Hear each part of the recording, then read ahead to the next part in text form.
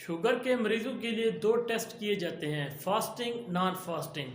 Fasting से मुराद खाने से पहले जो शुगर चेक की जाती है, नॉन फास्टिंग से मुराद खाने के बाद जो शुगर चेक की जाती है उसे नॉन फास्टिंग कहते हैं। आज मैं आप दोस्तों को एक ऐसा टेस्ट बताना चाहता हूं जो कि शुगर की वैल्यू बताता है। मुख्तलिफ डॉक्टर हजरात आए गए रोज़ हमारे क्लिनिक पे भी जो पेशेंट नए आते हैं शुगर के, उनको एक टेस्ट लिख देते हैं। इस टेस्ट का नाम है HbA1c। इस टेस्ट को हीमोग्लोबिन भी कहा जाता है।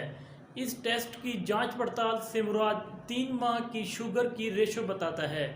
अंदरूनी स्ट्रक्चर को भी देखा जाता है क्योंकि अंदरूनी स्ट्रक्चर की रिपोर्ट इस टेस्ट के ज़रिए से हासिल की जा सकती है। इस तरह नए पेशेंट को हम टेस्ट के लिए लिख देते हैं, फिर उसके बाद मरीज़ की जानकारी हासिल आसानी से की जाती है और उसकी ट्रीटमेंट भी कर सकते हैं।